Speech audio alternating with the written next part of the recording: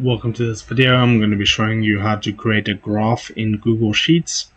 Okay, so to go to Google Sheets, you click the little grid at the top right hand corner, scroll down and then click onto Sheets. Okay, and then for an example we can go ahead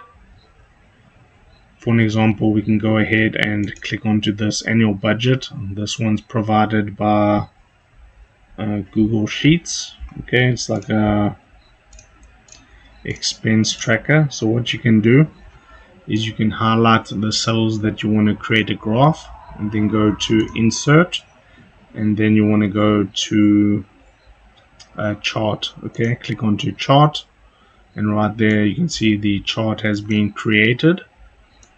And what you can do is you can select how you want it.